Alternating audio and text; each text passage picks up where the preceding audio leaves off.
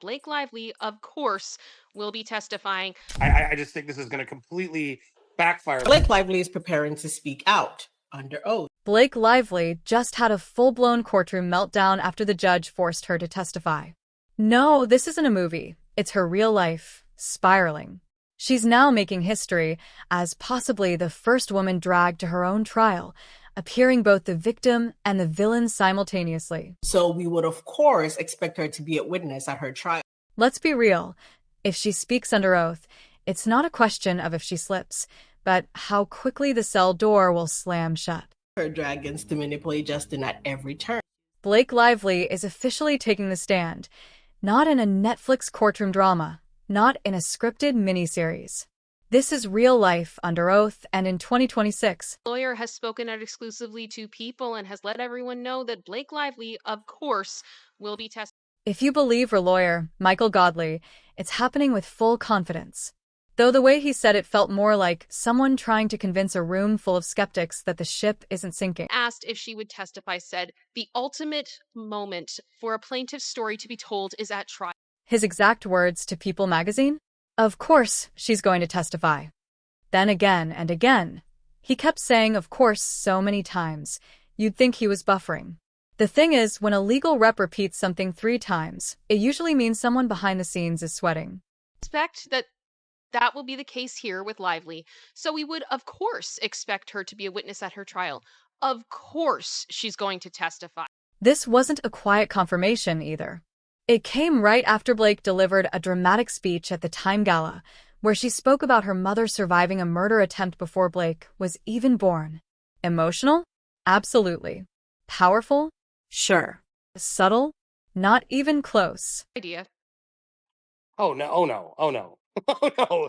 I mean, look, there's a lot that's happening that just feels like they're trying to look confident. Mhm. I still don't believe we're gonna make it. It was the kind of revelation that conveniently lined up with the growing pressure over whether she'd testify. As people started connecting the dots, it became clear this wasn't about family trauma, it was about setting a tone. And that tone, the public wasn't buying it for a second. Good luck, Blake. Good luck. I just think this is gonna completely back. Instead of support, Blake was met with a wave of sarcasm and disbelief. The internet wasn't applauding, it was laughing. Comment sections flooded with remarks like, "She's spiraling. This is PR, not bravery." And, "Of course she's testifying. She has no choice." Legal team insists that their case will also rely on, in quotes, Even her longtime fans are stepping back, unsure if they're witnessing a legal strategy or a slow-motion PR disaster. This was supposed to be a powerful moment for her, but instead, it's unfolding like a trailer for a documentary no one asked for. evidence. Where? Yeah. It's coming. That's Trust us, my bro. biggest question, and that's the thing that I'm waiting on, right? Like, I've been dragged for it here and back, but I am trying to keep an open. The real issue? The so-called testimony still lacks substance, no hard facts, just more talk.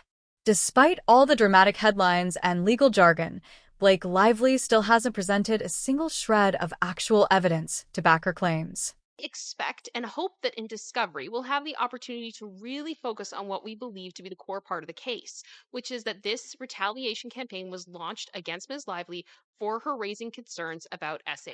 Not a screenshot, not an email, not a signed statement from anyone remotely connected to the set. Nothing from Sony, no producer affidavit, not even a vague memo with a date stamp. Her team has promised receipts since day one, but the bag is still empty. Attorney Brian Friedman pushed back on the claims and accused Lively of attempting to deflect from the facts of the case. And he said, although obviously uncomfortable for the Lively parties, the truth is not a distraction. The truth has been clearly shown through unedited receipts, documents, and real-life footage. More to come. And trust me, people are noticing.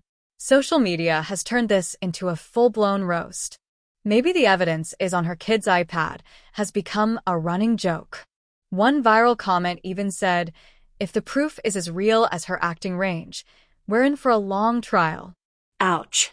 But it's not just random trolls. Legal analysts are starting to question the credibility of her strategy. After all this noise, the only thing we've seen so far is spin. was the one who brought her high profile friends into the situation without concern for their own personal or public backlash. As the truth shows, she used her dragons to manipulate Justin at every. Let's not forget, this was originally supposed to be a sexual harassment case, right? That was the headline when everything first broke. But somewhere along the way, her lawyers pivoted. Now it's all about retaliation. They're trying to reframe the case around how Blake was allegedly treated after raising concerns, not the original complaint itself. In plain English, the claim has shifted from "this happened to me" to "they were mean to me after I spoke up." That's not just a weak claim, it's legally fragile. Baldoni's lawyer said, "Let's live stream your testimony in front of Madison Square Garden." And that's what he said. And this isn't just theory. Her lawyer actually stated, the core of the case is about the retaliation campaign, not the harassment, not the event, but the aftermath. It's like suing someone for ignoring your email instead of addressing the reason you sent it. This approach invites serious backlash. Now we've got the real stories coming in. Blake Lively's lawyer speaks out in first interview, reveals actress will testify in Justin Baldoni. Because if there's no concrete evidence of the harassment, then what exactly are we fighting over? An uncomfortable atmosphere? A rough day on set? At best, that's a stretch. At worst, it's a career destroyer. The more people dig, the clearer it becomes. Her case seems built on vibes and headlines, not hard facts. And people are saying, yeah, no, duh, no, of course she's going to testify. You know, that's like, you have. Even worse, this PR first, substance second approach is giving everyone flashbacks to past high-profile disasters. The public's patience is running thin, and the appetite for celebrity courtroom drama with zero proof is even lower. People are tired of bold statements without any follow-up, and instead of presenting the receipts, Blake's team is playing the wait for trial card like it's a winning hand. Spoiler, it's not. What do you got? So yes was the answer, Gottlieb said, the lawyer, when asked if Lively will testify. So, what's the verdict? Yes was the answer, said the lawyer when asked if Lively will testify. At this point, the longer they withhold evidence, the louder the skepticism grows. It's not just that people don't believe her, it's that they're convinced she doesn't believe herself. If she did, we would have seen something by now, maybe a redacted text, a blurred-out document, anything. But week after week, it's the same old emotional narrative, deflecting without any solid proof. Now that she's confirmed to testify, all eyes are on whether she can back up a single claim under oath. The pressure's on. I don't even think they think this thing's going to trial, but I certainly do. We've talked to people that say, no way this goes to trial. But again, with every day that goes by, we are getting closer. Because once she takes the stand, the PR armor drops. It's just her words, under oath, facing cross-examination. And if all she's bringing are theatrics and recycled lines from old interviews, this won't be a quiet unraveling. It'll be public, brutal, and potentially career-ending. Whether she knows it or not, the stage she's stepping onto isn't built for stunts, it's built for truth. And so far, in this case, the truth is still conspicuously missing. You can tell he has a short fuse. Yes. You can tell by some of those statements he was going to try to make them read. I actually, maybe I do believe they don't. He's the last resort. Ryan Reynolds hasn't even stepped into the courtroom yet, and somehow he's already the strangest part of the case. He's not just Blake's husband, he's a named defendant in Justin Baldwin's countersuit. And yet, according to Blake's legal team, there's a real possibility he won't testify at all. Based on his motion to dismiss, I don't think that would go very well. I don't think he would come across very well to a jury. He does have a very short fuse, as you said, very sarcastic. Not because he's been cleared, and not because a judge dismissed the claims, but because Blake's lawyer, Michael Godley, insists the accusations against Reynolds are frivolous. That's cute, but last we checked, calling something frivolous in public doesn't erase it in court.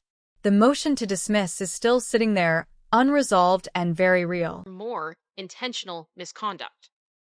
So what else is... So where do things stand now? It's been weeks since Godley filed to have Ryan removed from the case, yet there's been no ruling, no progress, no fast-track resolution. Legally, Reynolds is still in play, and that silence is growing louder as new details begin to surface.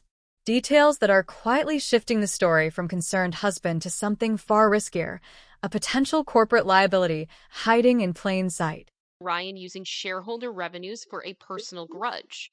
I would be surprised to learn that this type of corporate waste would not lead to much more exposure for those that have been complicit in affecting.